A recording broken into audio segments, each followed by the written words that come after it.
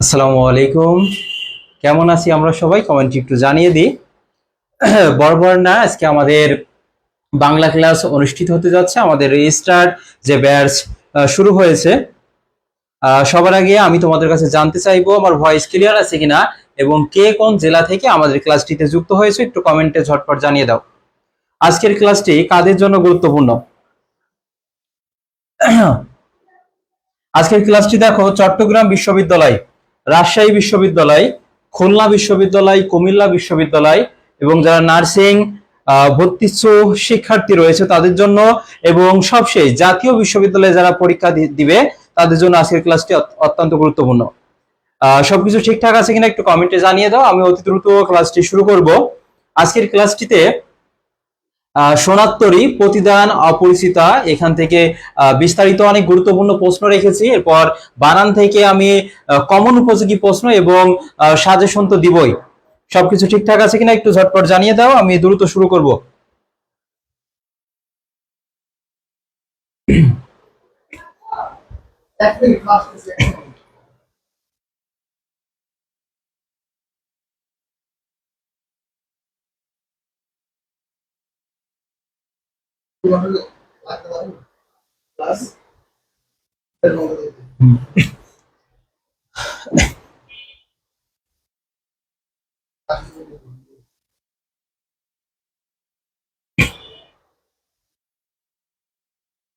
সবাইকে একটু বন্ধুদেরকে মেনশন করে দাও এবং নিজেদের টাইমলাইনে শেয়ার করে রাখো। শেয়ার করে একটু কমেন্টে জানাবে, তাহলে আমাদের ক্লাসের যে পিডিএফটা আছে সেটা হচ্ছে আমরা ক্লাস শেষে কিন্তু তোমাদেরকে দিয়ে দিব। তাহলে দেখো, প্রথম প্রশ্নটি এখানে বলা হয়েছে যে ব্যাকরণ শব্দের বিশ্লেষিত রূপ কি? খুবই গুরুত্বপূর্ণ, কারণ এই যে ধ্বনি ও বর্ণ প্রকরণ থেকে এবং ব্যাকরণের আলোচ্য বিষয় থেকে কিন্তু একটা বা দুইটা প্রশ্ন তোমাদের আসন্ন যে বিশ্ববিদ্যালয়গুলো রয়েছে সেখানে কিন্তু একটা প্রশ্ন থাকবেই। তারই ধারাবাহিকতা এখানে দেখো বলা হয়েছে যে ব্যাকরণ শব্দের ব্যুৎপত্তি বা বিশ্লেষিত যে রূপ সেটা কি জানিয়ে দাও। যদিও এখানে উত্তর আছে, তারপর তোমরা একটু উত্তর করো।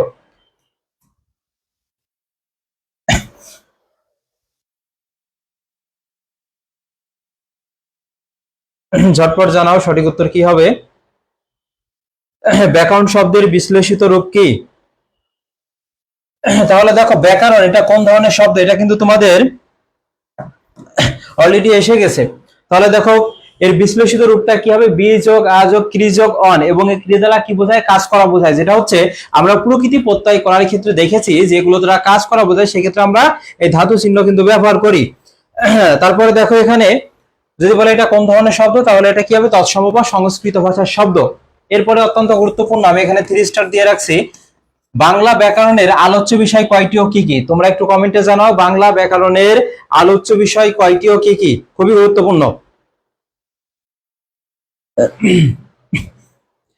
এখান থেকে কিন্তু একটা প্রশ্ন তোমাদের এসে যেতে পারে যে বাংলা ব্যাকরণের আলোচ্য বিষয় কয়টি ও কি কি? কারণ নবম দশম শ্রেণীর বোর্ড বইয়ে সর্বশেষ সংস্করণে কিন্তু অনেক পরিবর্তন এসেছে। যে ব্যাকরণের আলোচ্য বিষয় সংক্রান্ত যে টপিকটা রয়েছে তারই ধারাবাহিকতায় নতুন বোর্ড বই অর্থাৎ 21 সংস্করণ অনুযায়ী কিন্তু আমি ক্লাসটি সাজিয়েছি। আবু জাফর, ধন্যবাদ তোমাকে। তানজিলা, তুমিও জানিয়েছো 4টি। বাংলা ব্যাকরণের আলোচ্য বিষয় হচ্ছে 4টি। কয়টি? 4টি। এখন এখান থেকে কেমন প্রশ্ন আসবে যে 4টি আলোচ্য বিষয় রয়েছে, 4টি আলোচ্য বিষয়ের মধ্যে কোন কোন প্রকারভেদটা আছে সেটা আমাদেরকে দেখতে হবে। যেমন এখানে দেখো রয়েছে ধ্বনিতত্ত্ব, এর ইংরেজিটা কি হবে? ফনোলজি। এখন প্রশ্ন হচ্ছে ধ্বনিতত্ত্বের আলোচ্য বিষয় কোনগুলো, বা প্রশ্নটা এমন থাকতে পারে যে সন্ধি ও নত্যবিধান বা সত্যবিধান বাংলা ব্যাকরণের কোন অংশে আলোচিত হয়? তাহলে দেখো, ধ্বনি, সন্ধি, নত্য, সত্যবিধান এটা ধ্বনিতত্ত্বের আলোচ্য বিষয়। কি কি? দেখো, ধ্বনি, সন্ধি, নত্য, সত্যবিধান এটা কোন অংশের আলোচ্য বিষয়? ধ্বনি তত্ত্বের আলোচ্য বিষয়। তারপর দেখো, শব্দতত্ত্ব, শব্দতত্ত্ব বা হচ্ছে রূপতত্ত্ব, এটা খুবই গুরুত্বপূর্ণ। রাজশাহী বিশ্ববিদ্যালয়ে প্রশ্ন এসেছিল যে শব্দতত্ত্বের আরেক নাম কি? কি হবে বলতো? রূপতত্ত্ব হবে। শব্দতত্ত্বের আরেক নাম কি? রূপতত্ত্ব হবে। কমেন্টে লেখো, শব্দতত্ত্বের আরেক নাম রূপতত্ত্ব। এবং এর ইংরেজিটা কি হবে? মরফোলজি হবে। কি হবে? মরফোলজি। এখান থেকে কেমন প্রশ্ন আসতে পারে ভাই সেটা দেখো। শব্দ, শব্দের গঠন, পদ, উপসর্গ এটা গুরুত্বপূর্ণ, অনুসর্গ, লিঙ্গ, বচন, ধাতু, সমাস, প্রকৃতি ও প্রত্যয় ক্রিয়ার কাল, এখান থেকে একটা আসবেই আসবে, এতটুকু শিওর থাকো তোমরা।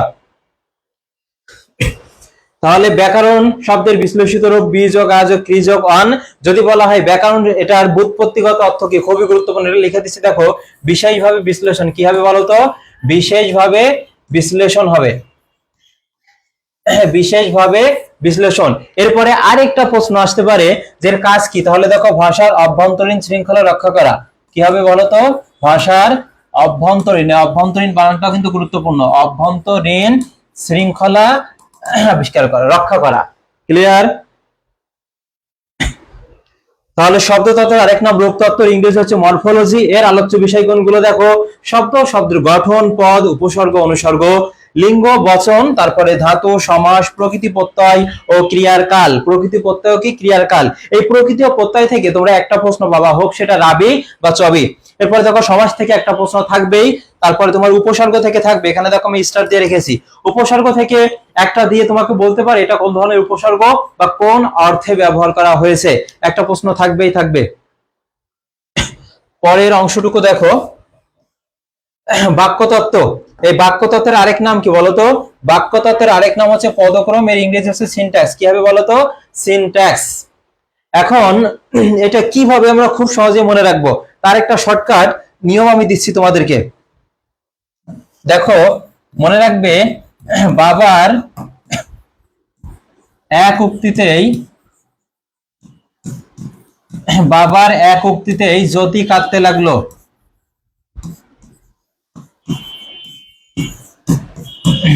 কাঁদতে লাগলো। উত্তর সহ পিডিএফ পাবে, যারা শেয়ার করবে তারাই পাবে, অন্যথায় পাবে না।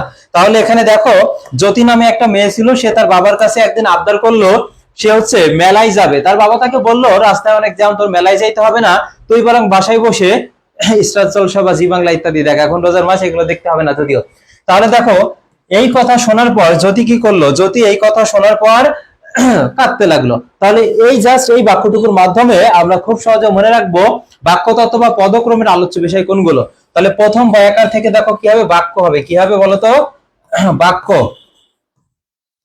পরের বয়াকার থেকে কি হবে, বাক্য সংকোচন হবে। কি হবে, বাক্য সংকোচন বা এক কথায় প্রকাশ। তারপরে দেখো, এক থেকে যে এক কথায় প্রকাশ, এটা আমি বলে দিয়েছি। উক্তি থেকে হবে উক্তি পরিবর্তন। কি হবে, উক্তি পরিবর্তন, যেটা ন্যারেশন। এরপরে জ্যোতি থেকে কি হবে দেখো, জ্যোতি চিহ্ন। জ্যোতি চিহ্ন হতে পারে, বা এর আরো নাম আছে দেখো, ছেদ চিহ্ন বলা হয়, ছেদ, বা বলা হয় কি বিরাম চিহ্ন বলা হয়। কি বলা হয়, জ্যোতি চিহ্ন, ছেদ চিহ্ন বা বিরাম চিহ্ন। এটা কোন অংশে আলোচ্য বিষয় বলতো, এই যে বাক্যতত্ত্ব বা পদক্রমের আলোচ্য বিষয়। এরপরে দেখো, কা থেকে কি হবে, কারক হবে। কি হবে, কারক হবে। কারণ এইটা পরীক্ষা আসতে পারে এই জন্য, কারণ দেখো বাক্যতত্ত্বের বলতে পারে যে কারক বাংলা ব্যাকরণের কোন অংশে আলোচ্য বিষয়। আগে কিন্তু এটা তোমার ইসে ছিল, এখন এটা কোথায় এসেছে, বাক্যতত্ত্বে, কারণ বাক্য ছাড়া কিন্তু কারক সম্ভব নয় সেক্ষেত্রে। এরপরে দেখো, এখানে আসবে তোমার হচ্ছে অর্থতত্ত্ব বা বাগর্থ তত্ত্ব। মনে রাখবে, অর্থ যুক্ত থাকলে সেটা কি হবে, অর্থ, বা এখানে রেপ আছে দেখো, এটা যুক্ত থাকলে সেখানে কি হবে, অর্থতত্ত্ব বা বাগর্থ তত্ত্বের আলোচ্য বিষয়। সেটা হতে পারে বিপরীত শব্দ, প্রতিশব্দ, তারপরে দেখো এখানে আছে শব্দ জোর, বাগধারা। বাগধারাটা গুরুত্বপূর্ণ। শব্দার্থ হতে পারে এখানে, শব্দার্থ, তারপরে দেখো বাগার্থ, বা হতে পারে গৌণার্থ। কি হবে, গৌণার্থ। এইগুলো সব কি হবে বলতো, এই যে অর্থতত্ত্বের আলোচ্য বিষয়। আর এইখানে সব থেকে গুরুত্বপূর্ণ দুইটা, একটা মনে রাখবে যে কারক বাংলা ব্যাকরণের কোন অংশে আলোচিত হয়, কারক, এই যে এটা, সেটা বাক্যতত্ত্ব বা পদক্রম 21 সংস্করণ বোর্ড বই অনুযায়ী। আর হচ্ছে বাগধারা, এটা কি হবে, অর্থতত্ত্বের আলোচ্য বিষয়। কারণ বাগধারা অর্থ নিয়ে কাজ করে। কি নিয়ে কাজ করে, অর্থ নিয়ে কাজ করে, এই জন্য এটা অর্থতত্ত্বের বা বাগর্থ তত্ত্বের আলোচ্য বিষয়। এই অংশটুকু ক্লিয়ার কিনা জানাও, আমি পরবর্তী অংশে যাব।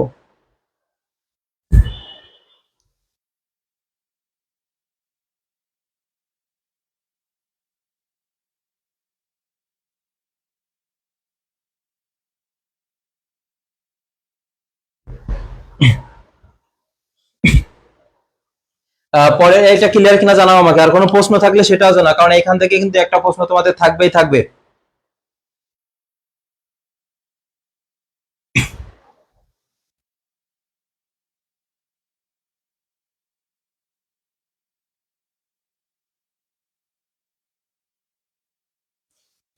পরের অংশটুকু দেখো, এই যে এ ধ্বনির বিবৃত উচ্চারণ কোনটি হবে? যে সংবৃত এবং বিবৃত থেকে কিন্তু তোমার গত বছর বা প্রতি বছরই ঢাবিতে আসে, রাবিতে আসে, চবিতে, সব জায়গায় কিন্তু এই যে সংবৃত এবং বিবৃত থেকে কিন্তু প্রশ্ন এসে থাকে। তারই ধারাবাহিকতায় এই প্রশ্নটা আমি রেখেছি, তোমরা উত্তর করো, যদি এর ব্যাখ্যা আমি দিয়ে দিব।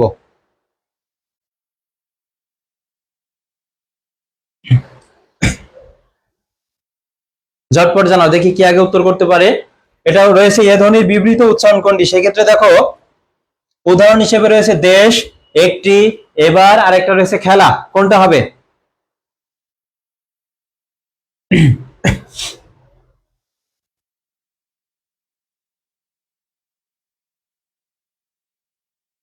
দেখো এ ধ্বনির উচ্চারণ যে দুই প্রকার, একটা হচ্ছে বিবৃত, সেটা কিভাবে মনে রাখবে? বিবৃত। তাহলে দেখো এ ধ্বনির বিবৃত উচ্চারণটা তখন সেটা কি হবে? এ হবে, কি হবে? এ এর মতো হবে। আর যদি বলা হয় সংবৃত, সেটা কি মনে রাখবে? আর সংবৃত যখন বলা হবে সংবৃত, তখন সেটা এর মতো উচ্চারণ হওয়া থাকবে। তাহলে দেখো এখানে যে চারটা অপশন রয়েছে, কোনটার উচ্চারণ এ এর মতো হচ্ছে? এ এর উচ্চারণ যখন এ এর মতো হবে তখন সেটা বিবৃত হবে, এর উচ্চারণ যখন এর মতোই থাকবে তখন সেটা সংবৃত হবে। তাহলে এখানে দেখো তোমার রয়েছে দেশ, রয়েছে একটি, এবার, খেলা, কোনটা হবে? আমরা যদি এখানে বলি দেখা, দেখা, এটার উচ্চারণ দেখো আমরা কি বলছি বলতো? এর উচ্চারণটা আমরা কি বলছি? এইভাবে দেয়া, দেয়া বলছি। তাহলে এর উচ্চারণ যখন আমাদের এর মতো হবে তখন সেটা কি হবে বলতো? এই যে বিবৃত হবে। কিন্তু দেশ আমরা কি কখনো বলি দেশ? দেশ বলি না। তবে দেখো একটি আমরা কখনো বলি একটি না। তারপরে দেখো এবার, এটা এর মতো উচ্চারণ বহাল আছে, আর এর মতো উচ্চারণ যখনই বহাল থাকবে তখন সেটা কি হবে? সংবৃত। আর এর উচ্চারণ যখন এর মতো হবে, যখন খেলাকে আমরা কি বলছি বলতো? খ্যা, কি বলছি? খ্যা। এই যে এর মতো হচ্ছে, যখন এর উচ্চারণ এর মতো হবে তখন সেটা বিবৃত। ক্লিয়ার কিনা? ক্লিয়ার কিনা বলো এটা।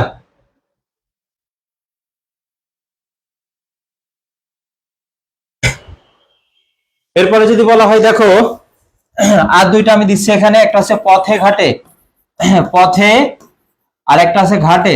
বলো তো এখানে এ এর সংবৃত নাকি বিবৃত উচ্চারণ হয়েছে?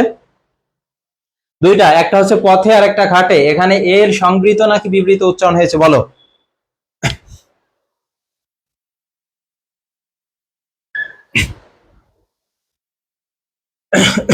এখানে সংবৃত নাকি বিবৃত উচ্চারণ হয়েছে, একটু ঝটপট জানাও।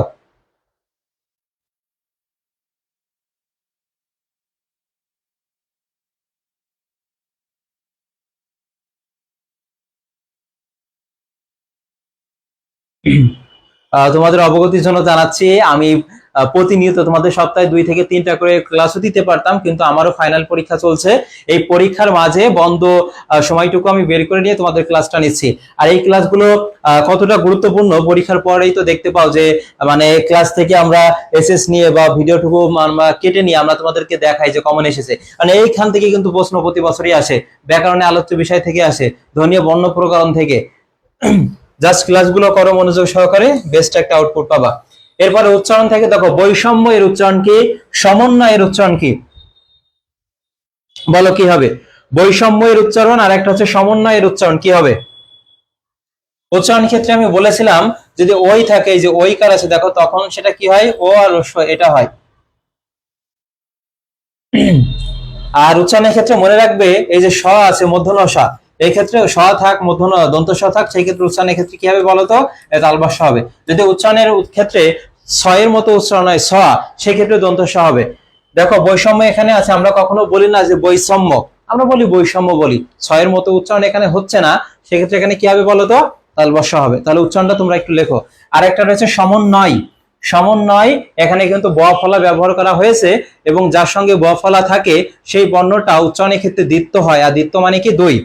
তাহলে কি হবে? যে সমন্বয়। আবু জাফর তুমি লিখেছো ঠিক আছে, কিন্তু সমন্বয় হবে না। আমরা কখনো বলি সমন্বয় না, আমরা বলি স, এই জন্য তালবস হবে স মন নয়, স মন নয় হবে। আরিফিন সূর্য, ধন্যবাদ তোমাকে। বৈষম্য, হ্যাঁ এখানে কি হবে বলো তো, বই হবে, বই, এটা হবে বই। তারপর হচ্ছে কি হবে, সম্য, বই সম্য হবে। এই দন্তস্বর মূর্ধন্য ষ হবে না, এটা কি হবে, তালবস হবে, বই সম্য হবে। আর এটা স মন নয়।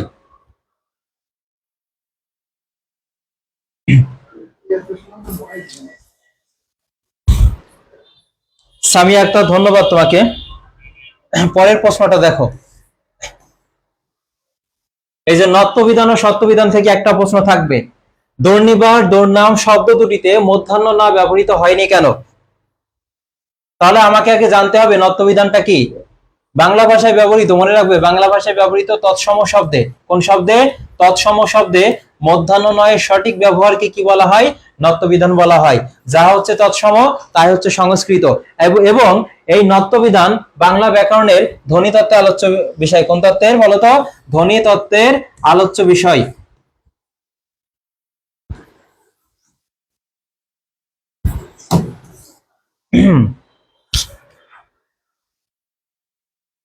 তাহলে দেখো এখানে বলেছে সন্ধিজাত না, সমাসবদ্ধ নত্যবিধান অনুসারে, আর বিদেশি শব্দ বলে। তাহলে দেখো সাধারণ নিয়ম অনুযায়ী রেফের পরে, যে রেফ আছে না, রেফের পর মধ্যাহ্ন ন বসার কথা, রেফের পর মধ্যাহ্ন ন বসার কথা, কিন্তু এখানে বসেনি। তাহলে এখানে নিশ্চয়ই কোনো একটা সমস্যা আছে। আর কোন সমস্যার কারণে, সেটা দেখো সমাসবদ্ধ শব্দ বলে। এই যে দৌড়নিবার, দৌড়নাম, তারপরে আরেকটা আছে দেখো ত্রিনয়ন, এগুলো কিন্তু অপশনে থাকতে পারে, ত্রিনয়ন। তারপর থাকতে পারে সর্বনাম, সর্বনাম, এইগুলো হচ্ছে সমাসবদ্ধ শব্দ। আর সমাসবদ্ধ শব্দে নত্যবিধি কি প্রযোজ্য নয়, সমাসবদ্ধ শব্দে কি নত্যবিধি প্রযোজ্য নয়। এই নত্যবিধান সত্যবিধান থেকে কিন্তু একটা প্রশ্ন থাকবে তোমাদের, এটা কিন্তু বানান অংশের মধ্যেও যায়, বানান শুদ্ধিকরণ বা প্রয়োগ অপপ্রয়োগ যেটা রয়েছে সেইখান থেকে। পরের প্রশ্নটি দেখো, কোনটি শুদ্ধ? এই ধরনের প্রশ্ন কিন্তু তোমাদের আসার সমূহ সম্ভাবনা রয়েছে, কারণ চট্টগ্রাম বিশ্ববিদ্যালয়ের প্রশ্ন প্যাটার্ন কিন্তু চেঞ্জ করেছে, যেটা আমরা ইউনিটের ভর্তি পরীক্ষায় দেখতে পেয়েছি। সেটা প্রশ্ন সহজ, কিন্তু তোমাকে বেসিকটা একেবারে ক্লিয়ার টু ফর্সা রাখতে হবে। যেটা দেখতে পেয়েছো অপশনগুলো কিন্তু এই টাইপের ছিল, একটা অনুচ্ছেদ ছিল। তাহলে দেখো বিদেশি শব্দে মধ্যাহ্ন ষ হয় না, তারপরে দেখো খাঁটি বাংলা শব্দে মধ্যাহ্ন ষ হয় না, সংস্কৃত সাত প্রত্যয়ে মধ্যাহ্ন ষ হয় না, সবগুলো। তাহলে কোনটা হবে? দেখবা অনেক দোকানের ব্যানারে তোমার হচ্ছে এইভাবে লেখা থাকে, যে স্টোর বানান, স্টোর বানান হচ্ছে মধ্যাহ্ন ষ দিয়ে লেখা থাকে, এটা লেখা থাকে, এটা কিন্তু ভুল। কারণ স্টোর বানানে কি হবে বলতো, এই যে দন্ত স হবে স্টোর, তারপর সেখানে হতে পারে পোস্ট মাস্টার, কি হবে বলতো, পোস্ট মাস্টার, এই ক্ষেত্রে দন্ত স হবে, এখানে কি হবে বলতো, দন্ত স হবে। তাহলে বিদেশি শব্দে মধ্যাহ্ন ষ হয় না, এটা ঠিক আছে। এরপরে খাঁটি বাংলা শব্দে, খাঁটি বাংলা আর একটা মনে রাখবে, খাঁটি বাংলা বা অপশনে থাকতে পারে তদ্ভব, বা প্রশ্নটা এমন আসতে পারে যে নিচের কোনটি তদ্ভব শব্দ, বা অপশনে খাঁটি বাংলা থাকতে পারে, যেমন মাথায় হাত, কানে দাঁত, আখি চাঁদ, মাছে ভাত। বিউপিতে এসেছিল ভাত কোন ধরনের শব্দ, সেক্ষেত্রে এটা হচ্ছে তদ্ভব বা খাঁটি বাংলা। আর সংস্কৃত সাত প্রত্যয়ে মধ্যাহ্ন ষ হয় না, উদাহরণটা দেখো, যদি বলা হয় অগ্নিসাত, অগ্নিসাত, তারপর হতে পারে ধূলিসাৎ, ধূলিসাৎ, তারপর হতে পারে দেখো ভূমিসাৎ। এই ক্ষেত্রে মনে রাখবে যে এই যে সংস্কৃত সাত প্রত্যয়ে মধ্যাহ্ন ষ হয় না, এটাও ঠিক আছে। তাহলে সঠিক উত্তর কি হবে, সবগুলো। তাহলে উপরের তিনটা অপশনই ঠিক আছে। বিদেশি শব্দে মধ্যাহ্ন ষ হয় না, এটাও ঠিক আছে। খাঁটি বাংলা শব্দে হয় না। তারপরে দেখো এখানে কি সংস্কৃত সাত প্রত্যয়ে মধ্যাহ্ন ষ হয় না। তোমাদের জ্ঞাতার্থে জানাচ্ছি, বাংলা ভাষায় ব্যবহৃত তৎসম শব্দে মধ্যাহ্ন নয়ের সঠিক ব্যবহারকে নত্যবিধান বলে, আর মধ্যাহ্ন ষ এর সঠিক ব্যবহারকে কি বলা হয়, সত্যবিধান বলা হয়। এখানে কি হবে বলতো, সবগুলো। পরের প্রশ্নটি দেখো, 8 নম্বর প্রশ্ন, কোন শব্দ দুটিতে স্বভাবতই মধ্যাহ্ন ন ও মধ্যাহ্ন ষ বসেছে? এই ধরনের প্রশ্ন কেন আসবে জানো? কারণ এগুলো হচ্ছে তোমাদের নবম দশম শ্রেণীর যে বোর্ড বই আছে, সেই বোর্ড বইয়ে কিন্তু এই প্রশ্নগুলো খুব ভালোভাবে হাইলাইট করা আছে, এবং বারবার কিন্তু এই পরীক্ষায় এগুলো এসে থাকে। দেখো তোমাদের যে ছড়া আকারে আছে, যেমন চাণক্য মাণিক্য গণ, বাণিজ্য লবণ মন, বেনুবিনা কঙ্কন কণিকা, এই যে এই টাইপের যে ছন্দটা আছে সেগুলো একেবারে খেয়ে ফেলবে। এবং আরেক টাইপের আছে দেখো, স্বভাবতই মধ্যাহ্ন ষ বসেছে নিচের কোনটিতে, এই ধরনের একটা প্রশ্ন কিন্তু তোমাদের আসবে। তারই ধারাবাহিকতা এখানে দেখো বলেছে স্বভাবতই মধ্যাহ্ন ন ও মধ্যাহ্ন ষ বসেছে কোনটিতে। একটু কঠিন তোমাদের কাছে মনে হচ্ছে এটা। দেখো এখানে এই যে অন্তঃস্থের পরে মধ্যাহ্ন ন বসে, ঠিক আছে, রিকারের পর মধ্যাহ্ন সেটা ঠিক আছে, সবগুলোই কিন্তু এখানে ঠিকভাবে আছে, কিন্তু তোমার এখানে বলা আছে স্বভাবতই, সেক্ষেত্রে উত্তরটা তো ব্যতিক্রম হবেই।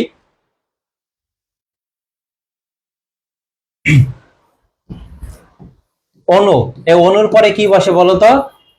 মনে রাখবে মধ্যাহ্ন স, যেমন হচ্ছে এখানে দেখো অনুষদ, এটা কিন্তু জাহাঙ্গীরনগর বিশ্ববিদ্যালয়ে এসেছিল অনুষদ। এরপরে দেখো এখানে হতে পারে অনুষঙ্গ।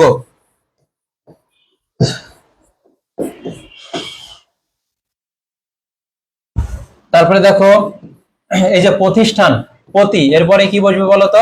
মধ্যাহ্ন স বসবে, প্রতিষ্ঠান। কিন্তু এখানে দেখো সভাপতি বসেছে মেহেদী হাসান সাকিব, অসংখ্য ধন্যবাদ তোমাকে। এমডি আকাশ হুসাইন, খুবই ভালো তোমাদের প্রিপারেশন, বোঝাই যাচ্ছে। গণনা কি হবে? গণনা আর একটা আছে পাষাণ, গণনার একটা পাষাণ, এটা হচ্ছে স্বভাবতই মধ্যাহ্ন ন ব্যবহৃত হয়েছে। ধন্যবাদ আবু জাফর, তোমাকে অসংখ্য ধন্যবাদ। গুরুত্বপূর্ণ বানান, দেখো তোমাদের চট্টগ্রাম বিশ্ববিদ্যালয়ে যে বানান এসেছে, সে বানান কিন্তু আমি গত যে ক্লাসটা নিয়েছিলাম সেখান থেকে হুবহু কমন এসেছে। আজকেও কিছু গুরুত্বপূর্ণ আমি বানান রেখেছি, ভাগ্য ভালো থাকলে এই বানানগুলো থেকে তোমাদের কমন আসবে, এতটুকু মানে আমি হলপ করে বলছি আর কি, কারণ অনেক ঘেটে ঘেটে কিন্তু এই তোমার স্লাইড গুলো করা হয়, প্রশ্নগুলো বাছাই করা হয়। অন্যদের মতো জাস্ট আসলাম গেলাম আর চলে গেলাম এই বিষয়টা তা না, আমি তোমাদেরকে বলে দিচ্ছি যে বানান থেকে একটা প্রশ্ন আসবে, ভালো করে বোঝো। বানান থেকে একটা প্রশ্ন আসবে, এটা তুমিও সাজেশন আকারে দিতে পারো, কিন্তু ওই বানান থেকে হুবহু কমন দেখানো এতটুকু তোমার হচ্ছে পরীক্ষার পরে মানে আত্মা আমি দেখিনি। তোমরা ভালোভাবে দেখবা, এই যে পরীক্ষা শেষ হইলে আমি কমন দেখাবো, কারণ এর পিছনে রাত 2টা 3টা পর্যন্ত আমার ফাইনাল পরীক্ষা চলছে, আমার পড়া বাদ মানে সাথে তোমাদের এইগুলো করতে হয়। তারই ধারাবাহিকতায় দেখো এখানে যে বানানগুলো রেখেছি খুবই গুরুত্বপূর্ণ। প্রথমটা যদিও এখানে করে দেয়া আছে, তোমরা এটা কমেন্টে লেখো, অনুষঙ্গ, এটা ভুল, অনুষঙ্গ এই বানানটা ভুল আছে, তোমরা সঠিক করে লেখো। এখানে যদিও উত্তর দেওয়া আছে, দেখো অনুষঙ্গ। মনে রাখবে ওই যে সত্যবিধি অনুসারে, সত্যবিধান অনুসারে অনু, এই যে রস্যকার যুক্ত, এরপরে কি হবে দেখো এখানে অনু আছে, অনুর পরে কি হবে? দন্ত স হবে না, সেখানে কি হবে? মধ্যাহ্ন স হবে, অনুষঙ্গ। প্রত্যেকে এই বানানগুলো লেখো। উচ্ছ্বাস, উচ্ছ্বাস বানানে দেখো এখানে প্রথমটাই ব ফলা না, এটা কিন্তু ভুল হবে, এটা কি হবে? এই যে ব ফল হবে। এবং প্রশ্নটা এমনও আসতে পারে উচ্ছ্বাসের সন্ধি বিচ্ছেদ কি? তাহলে সন্ধি বিচ্ছেদটা কি হবে দেখো? উৎ যোগ কি হবে? শ্বাস হবে, উৎ যোগ শ্বাস। পানিনি, পানিনি বানান দেখো দুইটাই দন্তান্ন ন আছে, এটা ভুল। পানিনি মধ্যাহ্ন, তারপর দন্তান্ন হবে, মধ্যাহ্ন ন তারপরে হচ্ছে কি হবে? দন্তান্ন। আকাঙ্ক্ষা বানানটা দেখো, আকাঙ্ক্ষা, আকাঙ্ক্ষা এখানে অনুস্বার, তারপরে কি আছে? খ আছে, এটা ভুল। আকাঙ্ক্ষা বানান হবে আকাঙ্ক্ষা, ও তারপরে কি হবে? ক্ষীয় হবে। আর ক্ষীয়কে ভাঙলে আমরা কি পাই বলতো? ক্ষীয়কে ভাঙলে আমরা ক যোগ মধ্যাহ্ন স পাই। এরপর যদি বলা হয় এইটা এ যুক্ত বর্ণ কি, একটু জানাও কমেন্টে। তারপরে দৈন্যতা, এটা কিন্তু ভুল, দৈন্যতা এটা ভুল, এটা কি হবে? দীনতা বা দৈন্য। প্রতিযোগিতা, এটা কিন্তু অলরেডি চট্টগ্রাম বিশ্ববিদ্যালয়ে এসেছে। নিয়মটা কি ছিল? যদি কোনো শব্দের শেষে এই যে তয়াকার থাকতে পারে, তয় বা ফলা থাকতে পারে, তারপর হচ্ছে পরিষদ, তারপরে কি থাকতে পারে? জগৎ থাকতে পারে, তারপর বিদ্যা থাকতে পারে, যদি এইগুলো থাকে তার পূর্বে হচ্ছে কি হবে বলতো? এই যে রস্বীকার হবে। তাহলে দেখো প্রতিযোগী, প্রতিযোগী এটা ঠিক আছে, এই বানানটা আবারও লিখছি, প্রতিযোগী এটা ঠিক আছে, কিন্তু এর সঙ্গে যখনই তা যুক্ত করব এখানে কি হয়ে যাবে? রস্বীকার। ঠিক তেমনই ভাবে সহযোগী কি হবে বলতো? এই যে সহযোগিতা, তারপর উপযোগিতা, উপযোগিতা একই রকম।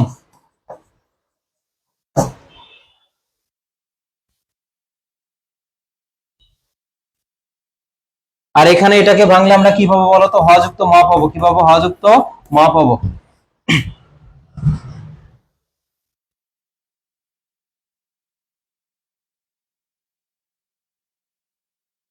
ক্লিয়ার বলো, ক্লিয়ার কিনা বলো।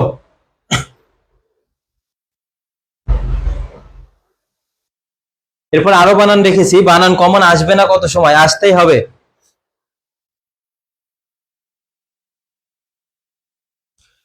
দেখো এখানে যে বানানগুলো আছে পক্ক বানান, এই পক্ক বানান এখানে কি হবে বলতো? ব ফলা আছে, লজ্জাস্কর হয় না বানানটা। দেখো এখানে কি আছে? লজ্জাস্কর, কিন্তু সয়কর হবে না, লজ্জা কর হবে, কি হবে? এটা সঠিক, লজ্জাকর। মন্ত্রিত্ব একই রকম, ওই যে বলেছিলাম সে যদি তয়বা ফলা যুক্ত হয় এর পূর্বে কি হবে শিকার, যেমন মন্ত্রী বানান, এটা ঠিক আছে, কিন্তু এর সঙ্গে যখনই তয়বা ফলা যুক্ত হবে তখন এটা কি হবে বলতো, এই যে বানানটা হবে মন্ত্রিত্ব।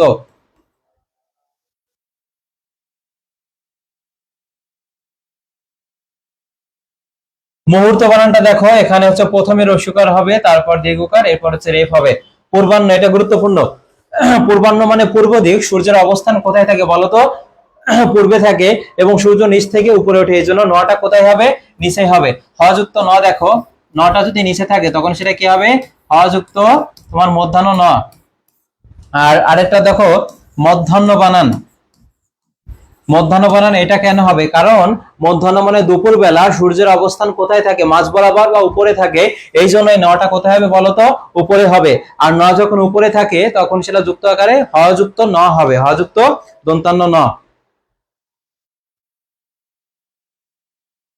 মুহুর্মুহু সবগুলো হচ্ছে রস্যকার হবে, মুহুর্মুহু, এবং শেষেরটার আগে এই যে রস্যকার যুক্ত হবে, রেফ আছে এখানে, মুহুর্মুহু হবে। এরপরে দেখো স্টেডিয়াম, স্টেডিয়াম বানানে দেখো এখানে মধ্যাহ্ন স, যেটা ভুল আছে, স্টেডিয়াম বানানো হবে দন্ত স হবে। অধ্যয়ন, অধ্যয়ন হয় না, এখানে কি হবে, অধ্যয়ন হবে, আকার হবে না এখানে। কর্নেল, এখানে দেখো রেফের পর সাধারণত মধ্যাহ্ন না হওয়ার কথা, কিন্তু এই যে কর্নেল বানানে এখানে কি হবে, দন্তান্ন। এর পাশাপাশি আরো মনে রাখবে ডায়মন্ড, কর্নেল ডায়মন্ড, আর একটা হচ্ছে গ্রিন, কর্নেল ডায়মন্ড আর একটা কি হবে, গ্রিন, এখানে কি হবে, মধ্যাহ্ন না হবে না, এখানে দন্তান্ন না হবে। ওদিসি বানান, এটা কিন্তু তোমার ছবিতে এসেছে, সপরিবার, এই যে আমি কিন্তু ব্যাখ্যাটা এই অংশে লিখেছিলাম সেদিন ক্লাসে। এই স মানে হচ্ছে নিজ, এই স মানে কি বলতো, নিজ। আর শুধু দন্তসা যেটা থাকে সেটা হবে কি, সাথে, এটা কি বোঝায় বলতো, সাথে। বলা হয় তিনি সপরিবারে পালিয়ে গেছেন। সপরিবার মানে কি, এই যে পরিবারের সাথে, পরিবারের যে আরো যে সদস্যগুলো আছে তাদেরকে নিয়ে পালিয়ে গেছে। আর এই স মানে কি বলতো, নিজ। আর নিজে, তাকে তো নিজে বলাই হচ্ছে এখানে বড়, সেজন্য এখানে শয়বয় ব্যবহার করা যাবে না, এই দন্তস্ব ব্যবহার করতে হবে। দন্তস্ব মানে কি, সাথে। ওদিসি বানানে দীর্ঘিকার আছে। এরপরে আরেকটা দেখো, এর পাশাপাশি যেটা লাগে সমীচীন বানান।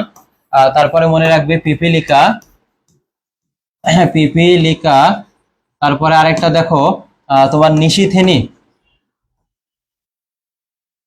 নিশিথিনী। আর সত্ত্বাধিকারী, এটা গুরুত্বপূর্ণ, সত্ত্বাধিকারী, একটু কমেন্টে লেখো সবাই, সত্ত্বাধিকারী।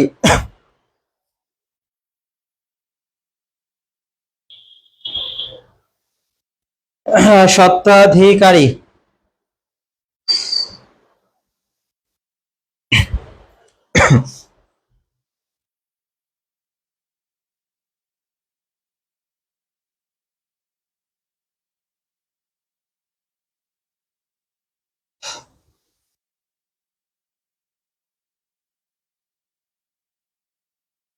এরপর দেখো আরো কিছু বানান আছে, অনশোয়া, এটা অনুসোয়া হয় না, সেটা কি হবে বলতো, অনশোয়া হবে।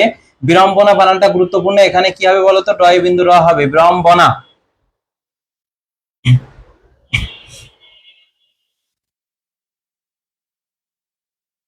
তারপরে দেখো এখানে ন্যূনতম বানানটা, এখানে এই যে নুন, প্রথমে দীর্ঘকার জ ফলা, তারপরে দন্তান্ন, এটা কম বোঝায়, কি বোঝায়, কম। ন্যূনতম সান্ত্বনা বানানটা গুরুত্বপূর্ণ, সবগুলোই গুরুত্বপূর্ণ এখানে। সান্ত্বনা এখানে কিন্তু নয় তয়, তারপরে ব ফলা যুক্ত হবে, সান্ত্বনা। অনেকে কিন্তু সান্ত্বনা বানানে প্রথমটা লেখে, এটা কিন্তু ভুল।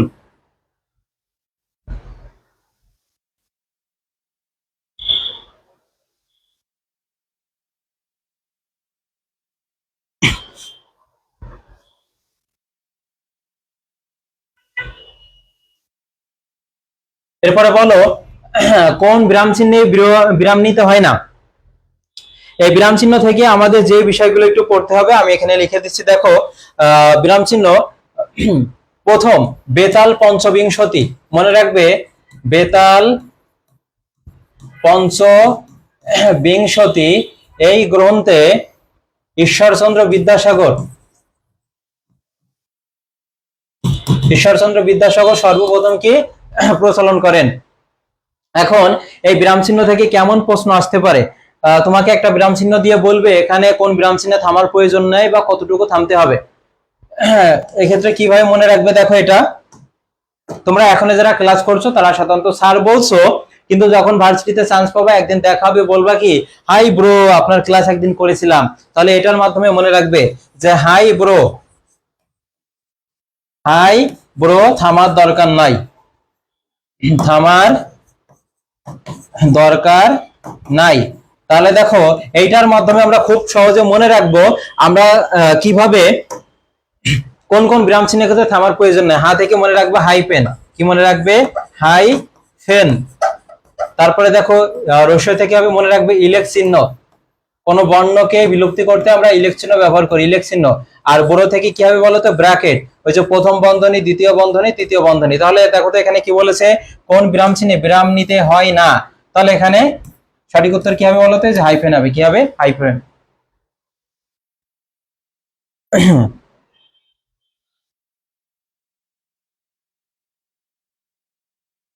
এরপরে দেখো আরেকটা মনে রাখবে যে কোলন ড্যাশে 1 সেকেন্ড দাঁড়াবি,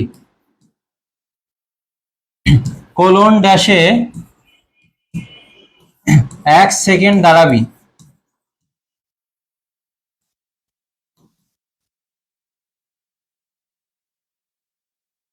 এটার মাধ্যমে আমরা খুব সহজে মনে রাখবো যে কোন কোন বিরাম চিহ্নের ক্ষেত্রে আমাদের 1 সেকেন্ড থামতে হবে, কোন কোন বিরাম চিহ্নে আমাদের 1 সেকেন্ড থামতে হবে সেটা দেখো কোলন থেকে। এরপর হচ্ছে ড্যাশ, এবং এই কোলন ড্যাশ দুইটা মিলে একটা, যেটা আমরা এইভাবে ব্যবহার করি। তারপরে দা থেকে মনে রাখবে দাড়ি, আর বি থেকে মনে রাখবে বিস্ময় সূচক চিহ্ন, বিস্ময় না এটা কি হবে বিস্ময় সূচক। আর একটা আছে দেখো প্রশ্নবোধক, কি হবে বলতো প্রশ্নবোধক চিহ্ন। এই যে এই বিরাম চিহ্ন গুলোর ক্ষেত্রে আমরা 1 সেকেন্ড বিরতি নেব, কয় সেকেন্ড 1 সেকেন্ড। কি কি একটা হচ্ছে ড্যাশ, একটা হচ্ছে কোলন, আর একটা হচ্ছে ড্যাশ, এবং কোলন আর ড্যাশ দুইটা মিলে তো একটা হবে। তারপর দা থেকে দাড়ি, বি থেকে বিস্ময়সূচক চিহ্ন, আর একটা আছে প্রশ্নবোধক চিহ্ন বা জিজ্ঞাসা চিহ্ন। এই ক্ষেত্রে আমরা 1 সেকেন্ড থামবো, কয় সেকেন্ড 1 সেকেন্ড থামবো। ক্লিয়ার, কোলন ড্যাশে 1 সেকেন্ড দাঁড়াবি।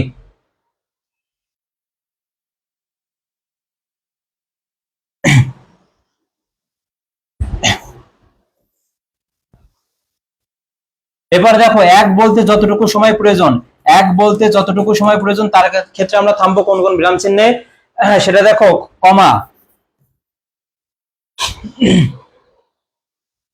আরেকটা আছে উদ্ধরণ চিহ্ন, মনে রাখবে উদ্ধরণ চিহ্ন, আর সব থেকে গুরুত্বপূর্ণ সেমিকোলন। এই সেমিকোলনের ক্ষেত্রে আমরা থামবো এক বলার দ্বিগুণ সময়, এক বলার দ্বিগুণ সময়, এক বলার দ্বিগুণ সময় আমরা থামবো সেমিকোলনের ক্ষেত্রে। এক বলার দ্বিগুণ সময় সেটা হচ্ছে সেমিকোলন। ক্লাসের শেষ মুহূর্তে আমি তোমাদের চট্টগ্রাম বিশ্ববিদ্যালয়ে যেহেতু 8 তারিখে পরীক্ষা, এবার রাজশাহী বিশ্ববিদ্যালয়ে গুচ্ছ সেরা একটা সাজেশন দিব, সেটা ফলো করলে 100% না হইলেও 99% তুমি একেবারে হুবহু কমন পাবে। অন্যান্যরা যা সাজেশন দিয়ে চলে যাচ্ছে, আমি তোমাদেরকে ওই টপিকটা পড়িয়ে দিচ্ছি এবং কেমন প্রশ্ন আসতে পারে সেটাও দেখিয়ে দিচ্ছি।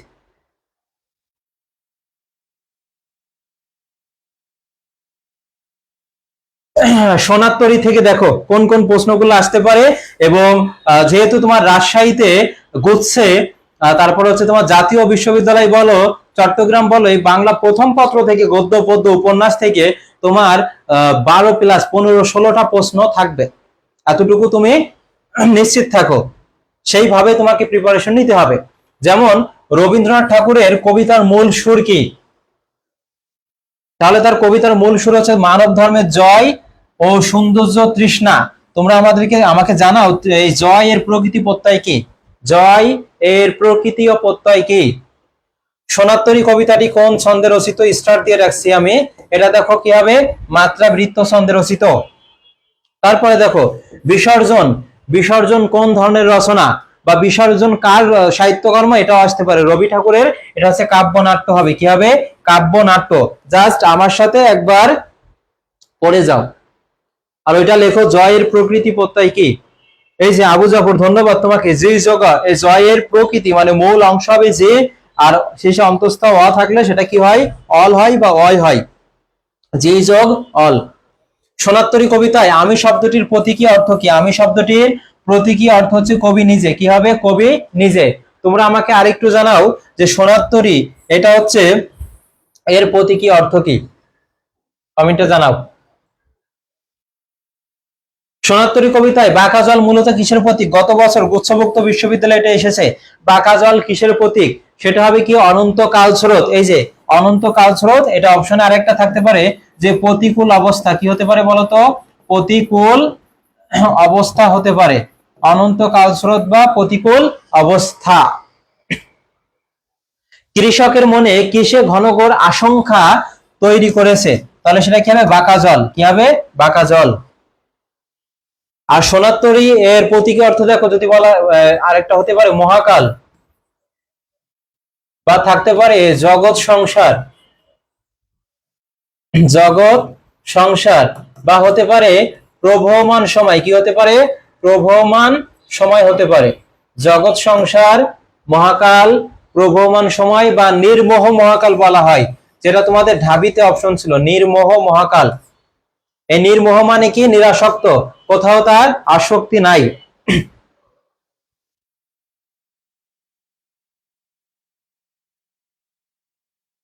নির্মোহ মহাকাল এই অংশটুকু ক্লিয়ার হলে ডান লেখো, আমি পরবর্তী অংশে যাব।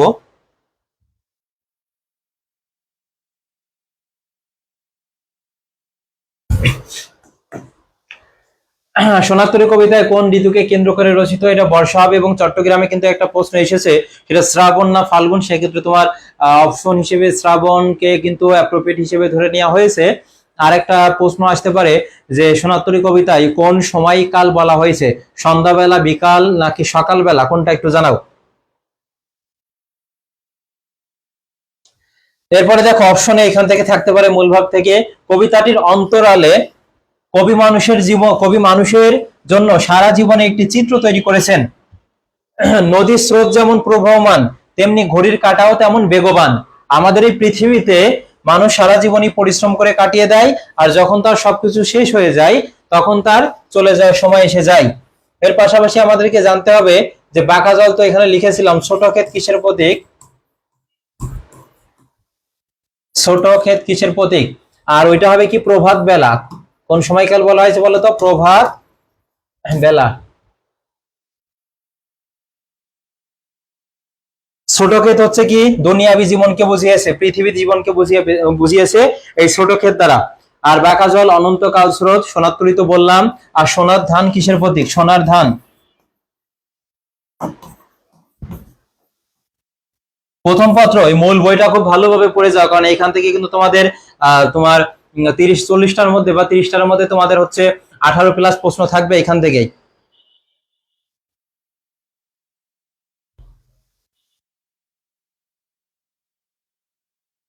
তাহলে ছোটকে দিয়েছে পৃথিবী, আর সোনার ধান হবে কবি শ্রেষ্ঠ কর্ম, সৃষ্টি কর্ম যেটা শ্রেষ্ঠ সেটাকে বুঝিয়েছে।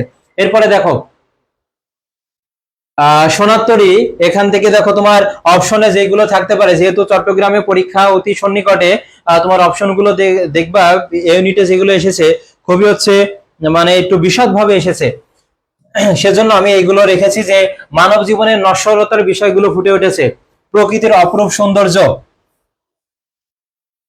তারপরে মানুষ তার কর্মের মাধ্যমে বেঁচে থাকে, কীর্তি ও কর্মের মাধ্যমে অমরতা লাভ করা যায়। এগুলো হচ্ছে সোনারতরী কবিতার শিরোনাম অংশের জন্য গুরুত্বপূর্ণ, এবং যারা খুলনা বিশ্ববিদ্যালয়ে পরীক্ষা দিবে লিখিত আছে সেখানে, তাদের জন্য কিন্তু এই অংশটুকু গুরুত্বপূর্ণ।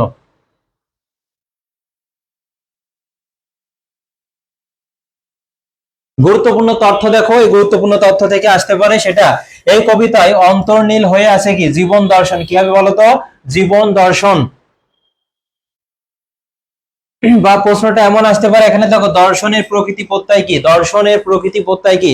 আমি আগে ক্লাসে অফলাইনেও বলেছি, দেখা সংক্রান্ত যত শব্দ আছে তার প্রকৃতি কি হবে বলতো? দৃশ হবে। কি হবে? দৃশ হবে। কি হবে? দৃশ। যত চাও তত লও, এটি কোন ধরনের বাক্য? এটা তোমরা আমাকে জানাবে। কবিতাটির পটভূমির বর্ষাকালে নদীর তীরবর্তী ছোট ধান ক্ষেত। যদি বলা এই কবিতার পটভূমি কি ছিল, তাহলে কি হবে? বর্ষাকালে নদীর তীরবর্তী ছোট ধান ক্ষেত। বর্ষাকালে নদীর তীরবর্তী ছোট ধান ক্ষেত। আর এর দর্শনের প্রকৃতি হবে কি? দৃশ্যক। কি হবে বলতো? অনুট হবে। আর যত চাও তত লাও, এটা কোন ধরনের বাক্য জানাও।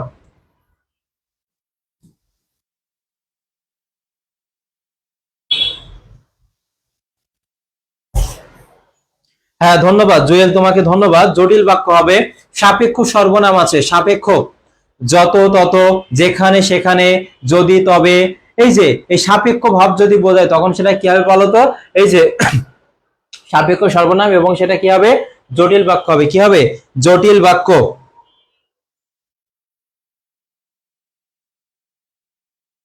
সোনার তরী কবিতা থেকে এখানে বলা হয়েছে যে রক্ত করবী কে রচনা করেন? রক্ত করবী কে রচনা করেন? ঝটপট জানাও।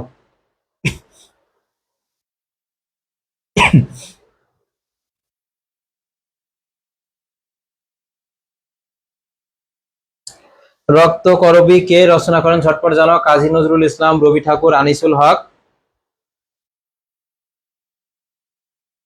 এখানে মনে রাখবে যে কাজী নজরুল ইসলামের যে সাহিত্যকর্মগুলো রয়েছে সেটা হতে পারে কাব্য, হতে পারে বা যে উপন্যাসগুলো রয়েছে সেগুলো কিন্তু একটু পড়বা গুরুত্ব সহকারে। কাজী নজরুল ইসলাম, তারপরে রবি ঠাকুর, ইনাদের সম্পর্কে পড়বা। তার যে পত্রিকাগুলো আছে, পত্রিকা,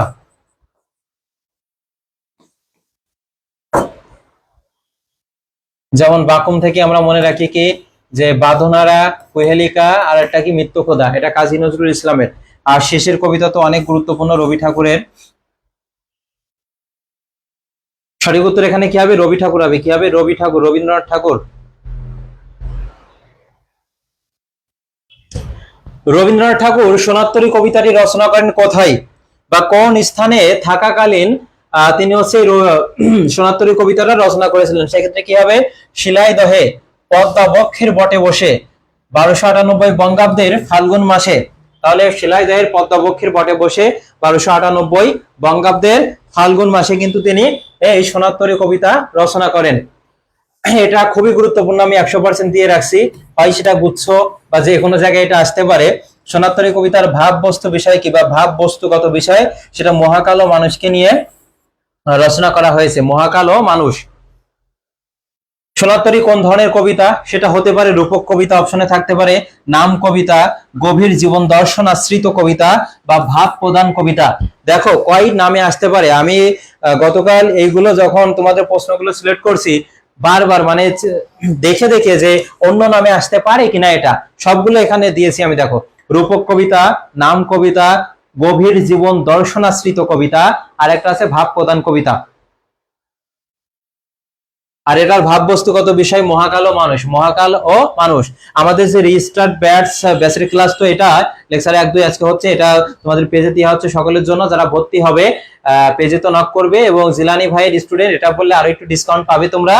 আর তোমাদের আমরা 3000 প্রশ্ন, 3000, আমি বাংলার জন্য 3000 প্রশ্ন পড়াবো, যেখান থেকে হুবহু কমন পাবা। সেটার প্রমাণ তো আমার আইডিতে আছে, সেটা দেখতে পারো। আমাদের এই যে পেজে ক্লাস নিচ্ছে সেই পেজেও আছে, দেখে নিও যে বানান একেবারে হুবহু কমন এসেছে। প্রথমে যেটা রেখেছিলাম সেটাই কমন আসছে। আমরা সেইভাবে খেটেই পড়াই।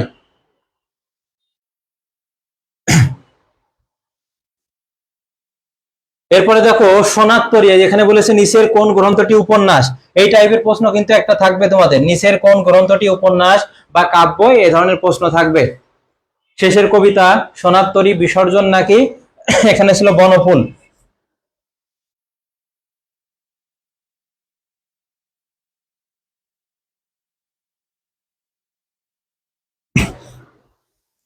কোনটা হবে বলো?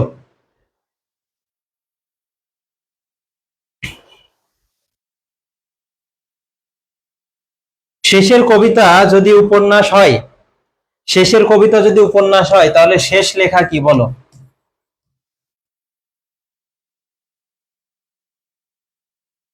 শেষের কবিতা যদি উপন্যাস হয় তাহলে শেষ লেখা কি? আর বিসর্জন তো কাব্যনাট্য, এটা আমরা দেখেছি।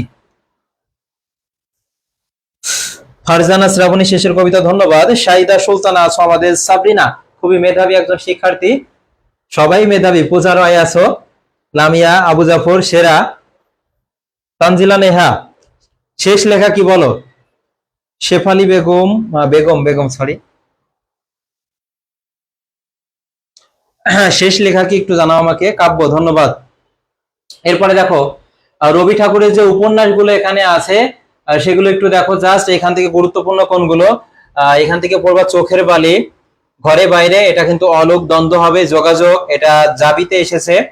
তারপর পড়বো হচ্ছে গোরা, চতুরঙ্গ, শেষের কবিতা। এইগুলো তার গুরুত্বপূর্ণ, মানে অপশনে এইগুলো থাকে উপন্যাস থেকে যে প্রশ্নটা আসে। কি কি? চোখের বালি, ঘরে বাইরে, যোগাযোগ, গোরা, চতুরঙ্গ, শেষের কবিতা।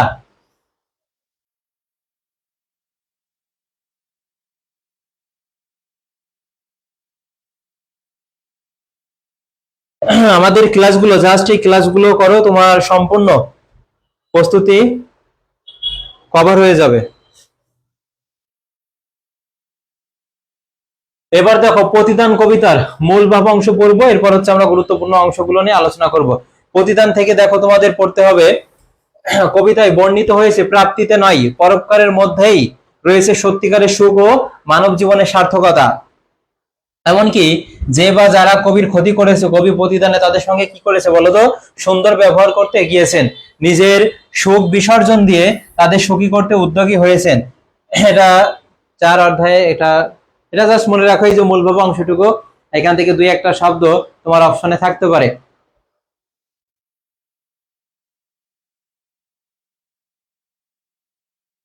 যে অংশগুলো আমাদেরকে জানতে হবে, জানা অত্যন্ত গুরুত্বপূর্ণ অংশগুলো দেখো। মানব কল্যাণ, নিজেকে নিয়োজিত করা, অন্যের প্রতি সহমর্মিতা ও পরাত্মপরতার মানসিকতা আমাদেরকে গড়ে তুলতে হবে। সুন্দর আচরণ ও অন্যকে প্রফুল্ল রাখার চেষ্টা করতে হবে। ক্ষমাশীল ও মহত্বের অধিকারী হওয়া, মহত্ব বানানটা গুরুত্বপূর্ণ। মানব প্রেম ও পরোপকারিতা, তোমরা আমাকে জানাও মানব প্রেম এটা কোন সমাস? মানবিক গুণকে উদ্বুদ্ধ করা, মানবিক গুণকে কি করতে হবে? উদ্বুদ্ধ করতে হবে।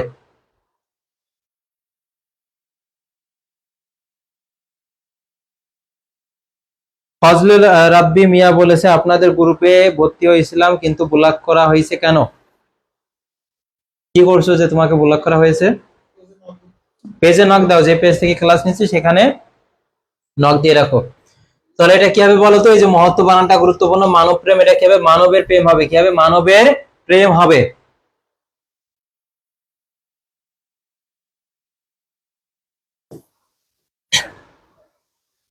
এই যে তোমার রাজশাহী, চট্টগ্রাম, এখানে কিন্তু তোমাদের এই যে কবি পরিচিতি থেকে একটা মোটা অঙ্কের প্রশ্ন এসে থাকে।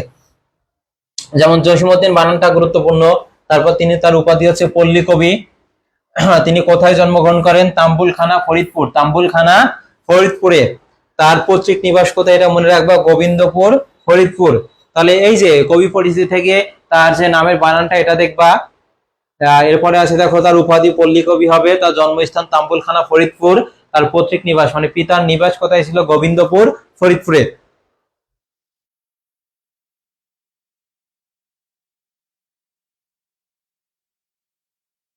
তারপর তিনি পেশায় ছিল কবি, অধ্যাপক এবং ঢাকা বিশ্ববিদ্যালয়ের অধ্যাপক ছিলেন। তার কবিতার প্রধান উপজীব্য মূল কথা সেটা কি? পল্লী জীবন। এই পল্লী জীবনকে ফুটিয়ে তুলেছেন। তার শিক্ষা জীবন, এক্ষেত্রে মনে রাখবা যে ফরিদপুরের রাজেন্দ্র কলেজ। লেস ইম্পর্টেন্ট, ওইভাবে গুরুত্বপূর্ণ না। এখান থেকে দেখো, ছাত্র অবস্থায় তার রচিত কবিতা হচ্ছে কবর। কবর কবিতাটি প্রকাশিত হয় কোন পত্রিকায়? কল্লোল পত্রিকায়। কোন পত্রিকায়? কল্লোল পত্রিকায়, 1926। এরপর এই কবিতাটি কোন ছন্দে রচিত? মাত্রাবৃত্ত। এটা কিন্তু অলরেডি এসেছে তোমার কোথায়? জগন্নাথে এসেছিল। সেটা দেখো, এটা তোমার কোন ছন্দে, এবং রাজশাহীতে, চট্টগ্রামে এই ইউনিটে এসেছে যে প্রতিদান কবিতাটি কোন ছন্দে রচিত, সেটা কি হবে? মাত্রাবৃত্ত ছন্দে রচিত। তার বিখ্যাত কাব্য বা শ্রেষ্ঠ রচনা কোনটা ছিল? নকশিকাঁথার মাঠ। জসীমউদ্দিনের বিখ্যাত কাব্য বা শ্রেষ্ঠ রচনা কোনটা ছিল? নকশিকাঁথার মাঠ।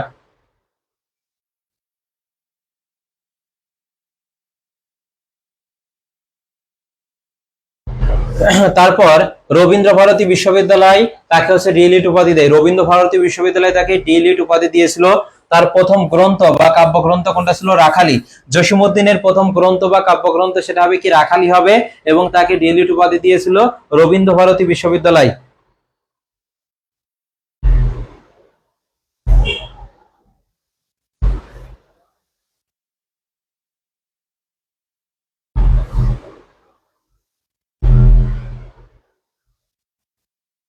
তুমি এক গ্রুপে ক্লাস করে, এক গ্রুপে ফ্রি ক্লাস করে আর একটা পেজে প্রমোট করবা, সেটা কেউ চাইবে বলো? এই জন্য হয়তোবা তোমাকে কিক মেরে দিয়েছে। প্রতিদান কবিতা, এটা সৃষ্টি ভান্ডার। দেখো এখানে গুরুত্বপূর্ণ একটা মার্ক তোমরা পাবে। গ্রন্থ দেখো সজন বাদিয়ার ঘাট, বালুচর, এটা গুরুত্বপূর্ণ। ধানক্ষেত, রঙিলা, নায়ের মাঝি, এগুলো হচ্ছে জসীমউদ্দিনের গ্রন্থ। কাহিনী কাব্য কোনগুলো? নকশি কাঁথার মাঠ, এটা মনে রাখবে, নকশি কাঁথার মাঠ। তারপর নাটক, নাটক থেকে মনে রাখবে এখানে বেদের মেয়ে, মধুমালা, বেদের মেয়ে আর একটা কি, মধুমালা।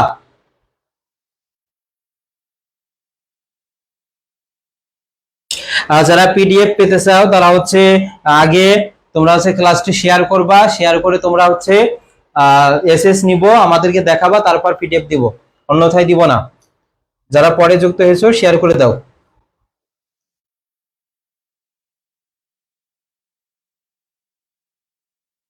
ভ্রমণ কাহিনী থেকে পড়বা চলে মুসাফির, শিশুতোষ গ্রন্থ, এখান থেকে পড়তে পারো এক পয়সার বাঁশি। উপন্যাস বোবা কাহিনী, এটা হচ্ছে জসীমউদ্দিনের ছিল এগুলো। চলে মুসাফির এটা ভ্রমণ কাহিনী, তারপর যে শিশুতোষ গ্রন্থ সেটা এক পয়সার বাঁশি, আর উপন্যাস হচ্ছে বোবা কাহিনী, বোবা কাহিনী।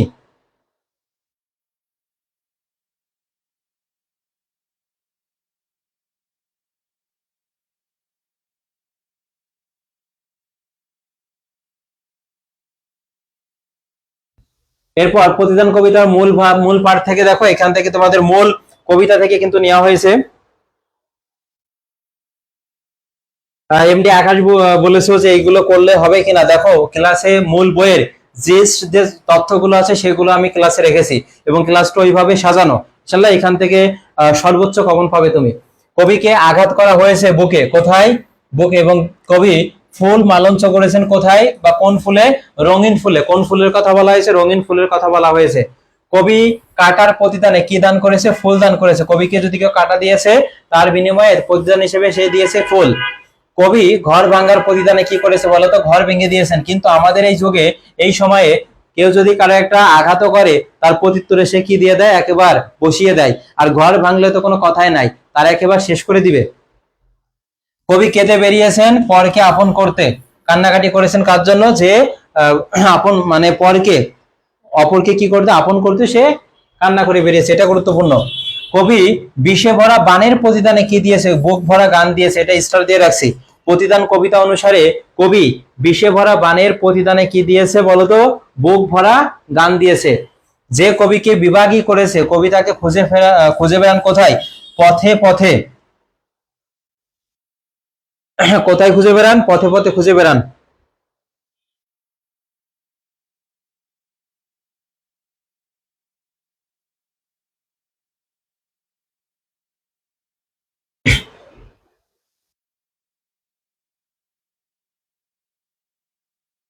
এরপরে দেখো প্রতিদান কবিতায় কবি কি কবি কাটা পেয়ে কি দান করেছে? এটা আগে পড়িয়েছে ফুল। কি হবে এটা বলতো? ফুল দান করেছে। তারপর নিজের ঘর ভাঙার প্রতিদানে কবি কি বেঁধে দিতে চেয়েছেন? ঘর। অপরকে ঘর বেঁধে দিতে চেয়েছেন। কবি অন্যের ঘর বেঁধে দিতে চান কেন? কারণ সুন্দর পৃথিবী নির্মাণের মানুষে, সুন্দর পৃথিবী বিনির্মাণ বা নির্মাণ করার একটা মানুষ তার মধ্যে ছিল, এই জন্য কবি অন্যের ঘর বেঁধে দিতে চান। কবি পথে পথে ফিরেছেন কেন? অনিষ্টকারীর উপকারের জন্য। অনিষ্টকারীর উপকার করার জন্য কবি পথে পথে ফিরছেন। পরকে কবি কি করতে চেয়েছেন? আপন করতে চেয়েছেন। যে পর তাকে আপন করতে চেয়েছেন কবি। কবি কেঁদে বেড়ান কেন? পরকে আপন করতে। যে কবির ঘুম কেড়েছে কবি তার জন্য কি করেন? দীঘল রজনী। তাহলে কেমন রজনীর কথা বলা হয়েছে বলতো? দীঘল রজনী। এবং রঙিন ফুলের মালঞ্চের কথা বলা হয়েছে। তাহলে দেখো এখানে কবি, যে কবির ঘুম কেড়েছে কবি তার জন্য কি দান করেন? দীঘল রজনী, তার জন্য কান্না করেন।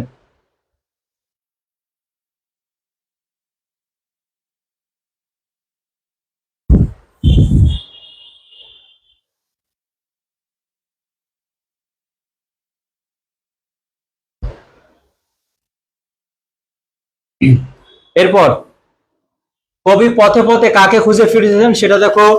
পথের বিভাগী করেছে। যে কবিকে পথের বিভাগী করেছে তার জন্য তাকে কিন্তু কবি পথে পথে খুঁজে বেড়ান। প্রতিদান কবিতায় উল্লেখিত রজনীটা কেমন? খুবই গুরুত্বপূর্ণ, এটা স্টার দিয়ে রাখছি। দেখো এই রজনীটা কেমন ছিল? দীঘল রজনী। কেমন রজনীর কথা বলা হয়েছে? দীঘল রজনীর কথা বলা হয়েছে। কবি কেন দীঘল রজনী জেগেছেন? মহৎ বলে, তিনি মহৎ বলে এই জন্য তিনি দ্বিগুল রজনী জেগেছেন। প্রতিদান কবিতায় কবি কি কি বেঁধে দিতে চেয়েছেন? ঘর ও কুলকে, ঘর ও কুল বেঁধে দিতে চেয়েছেন। এগুলো পড়লেই এনাফ তোমাদের, যথেষ্ট। কবি কার জন্য কাঁদেন? যে কবিকে আঘাত করেছে তার জন্য কবি কেঁদে বেড়ান। অনিষ্টকারীর দ্বারা কবি কোথায় আঘাত পেয়েছেন? বুকে। কবির বুকে যে আঘাত এনেছে কবি তার জন্য কি করেন? কেঁদে বেড়ান। আঘাতকারীর জন্য কান্নার মধ্য দিয়ে কবির মাঝে কি প্রকাশ পেয়েছে? মানব প্রেম। কি প্রকাশ পেয়েছে? মানব প্রেম। দেখো, কবিকে একজন আঘাত করেছে, তার জন্য কবি কি করে বেড়াচ্ছে? কেঁদে বেড়াচ্ছে। তোমরা কি করতে? কমেন্টে জানিয়ে দিও। তোমাকে যদি কি একটা আঘাত দিত, বা মেয়েদেরকে যদি ভুল বোঝাবুঝির ছলে চুল ধরে একটু টান দিত, তাহলে কি করতে? একটু জানাও।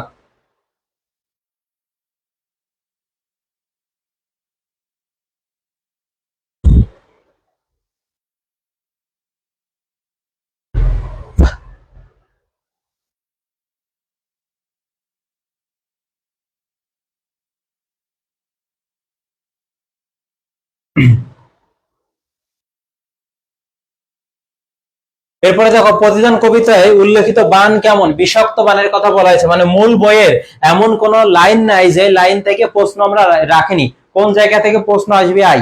তোমার যদি এইভাবে প্রতিটা ধরে ধরে পড়াচ্ছি, এরপরেও যদি এতটুকু বলতে পারি, কোন প্ল্যাটফর্ম এইভাবে ফ্রিতে এত ডিটেলস বিস্তারিত ধরে ধরে পড়াচ্ছে না তোমাদেরকে।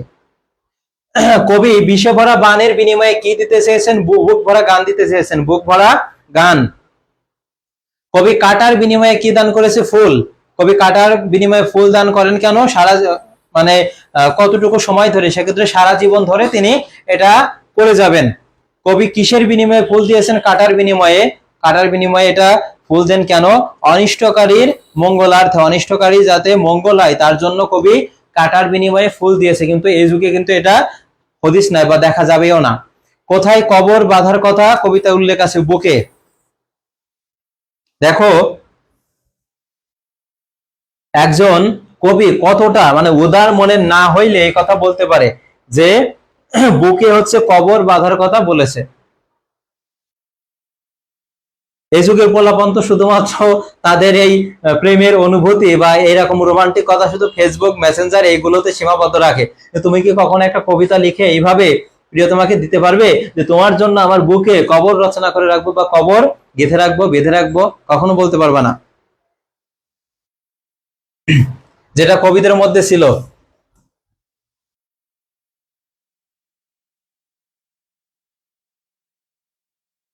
অনিষ্টকারী কবির বুকে কি বেঁধেছে? কবর। এটা তো বললামই। প্রতিদান কবিতায় কবর বাঁধা বলতে বোঝানো হয়েছে ব্যথা দেয়া। এই যে বুকে কবর বাঁধা, এটা দ্বারা বুঝিয়েছে কি? ব্যথা দেওয়া। কবি কবরের বিনিময়ে কি দিতে চেয়েছেন? ফুল মালঞ্চ করে, রঙিন ফুল মালঞ্চ করে দিতে চেয়েছেন। কবিতায় উল্লেখিত ফুল কেমন? রঙিন ফুল। তারপর কবিতা উল্লেখিত মালঞ্চ কিসে জড়ানো? এটা স্টার দিয়ে রাখছি, সোহাগ। তারপরে প্রতিদান কবিতায় সোহাগ জড়ানো কিসে? ফুল মালঞ্চ। প্রতিদান কবিতায় ফুল মালঞ্চ কিসের? সোহাগ জড়ানো? রঙিন ফুলের। কোন ফুলের? রঙিন ফুলের সোহাগ মালঞ্চ। ফারজানা শ্রাবণী লিখেছে আজই লিখবো না, রোজা থেকে লিখতে হবে না, চান্স পাওয়ার পর লিখবে। অনিষ্টকারী কবিকে কি শোনায়? সেটা নিঠুরিয়া বাণী। এটা স্টার দিয়ে রাখছি। অনিষ্টকারী কবিকে শোনায় হচ্ছে নিঠুরিয়া বাণী। কবি নিজের হাতে অনিষ্টকারীর কি সাজান? মুখ সাজান। কবিতায় মোট কয়টি চরণ আছে? এগুলো সাধারণত লেস ইম্পর্টেন্ট, তারপরে একটু জেনে রাখো। এটা 18টি। কত কিছু এনে কি সাজানোর কথা বলা হয়েছে? মুখ। তারপর এটা একটু গুরুত্বপূর্ণ। নিঠুরিয়া বাণী শুনে তার মুখখানি সাজিয়ে দেওয়ার মাধ্যমে কবি চরিত্রের কোন দিকটি প্রকাশ পেয়েছে? ক্ষমাশীলতা। ক্ষমাশীলতা প্রকাশ পেয়েছে। আমার এ ঘর ভাঙিয়াছে যে, বা আমি বাদী তার ঘর। পংক্তিতে বোঝানো হয়েছে পরোপকার। কি বোঝানো হয়েছে? পরোপকার, অন্যকে উপকার করা। প্রতিদান কবিতায় কবি কেন ক্ষুদ্র স্বার্থকে বিসর্জন দিতে চেয়েছেন? সেটা কি হবে? জীবনকে সার্থক করতে। জীবনকে সার্থক করতে তার এই ক্ষুদ্র যে স্বার্থ আছে সেটাকে বিসর্জন দিতে চেয়েছেন। এরপরে তোমাদের যে সাজেশন অংশটুকু রয়েছে, আসন্ন যে তোমাদের পরীক্ষা, সেখানে যেই টপিকগুলো খুব গুরুত্ব সহকারে পড়বা সেগুলো একটু আমি লিখে দিচ্ছি। তোমরা শেষ মুহূর্তে আমাদের পেজে অনুষ্ঠিত যে ক্লাসগুলো এগুলো তো দেখবা। এদিকে আমাদের এই পেজে আমার 3টা বা 4টা ক্লাস হতে যাচ্ছে, ওই ক্লাসগুলো কিন্তু আমাদের পেজে সাজানো আছে, দেখবা। আর এর পাশাপাশি এই টপিকগুলো খেয়ে ফেলবা। যেগুলো আমি এখন দিচ্ছি সেটা দেখো, গদ্য পদ্য মূল অংশ পড়বা। এটা কবি পরিচিতি পড়তে হবে, পাঠ পরিচিতি পড়তে হবে, কবি পরিচিতি পাঠ পরিচিতি পড়তে হবে। নাটক উপন্যাস থেকে তোমাদের কেমন প্রশ্ন আসতে পারে দেখো।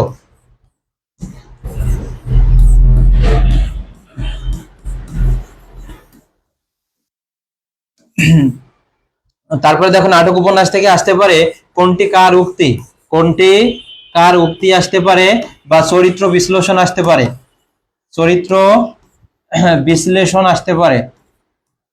বা প্রশ্নটা এমন আসতে পারে যে সময়কাল, নাটক থেকে সময়কালটা পড়বা, কোন সময় কোনটি ঘটেছে। যেমন প্রথম উক্তি ছিল মোহাম্মদী বেগের, ক্যাপ্টেন ক্লেটনের, শেষ উক্তি ছিল মোহাম্মদী বেগের। তারপরে সিরাজউদ্দৌলা 8টি দৃশ্য উপস্থিত ছিল, সেটা কিন্তু তোমার ছবিতেও এসেছে, 8টি দৃশ্য উপস্থিত ছিল। আর কোন সময় কোন ঘটনা হয়েছে সেটা একটু দেখবা। এরপরে তোমরা দেখবা পারিভাষিক শব্দ বা অনুবাদ, পারিভাষিক শব্দ থেকে একটা পাবে।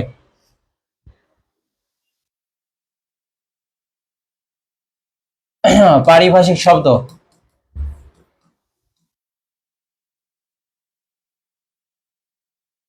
তারপর পড়বা সমাস, কোন সমাসে কোন অর্থ প্রাধান্য পায়। যেমন দ্বন্দ্ব সমাসে উভয় পদের অর্থের প্রাধান্য পায়। তারপর এরপরে দেখো তোমার পরপদের অর্থের প্রাধান্য পায় কর্মধারা আছে, দীর্ঘ আছে, তৎপুরুষ। আর পূর্ব পদের অর্থের প্রাধান্য পায় অব্যয়ভাব সমাসে। আর কোন পদের অর্থের প্রাধান্য পায় না, তৃতীয় একটা পদ আছে, সেটা হচ্ছে বহুব্রীহি সমাসের ক্ষেত্রে, বহুব্রীহি সমাস। এরপরে তোমরা প্রকৃতি প্রত্যয় দেখতে পারো, প্রকৃতি প্রত্যয়। আর একটা আছে সন্ধি। তারপর দেখবা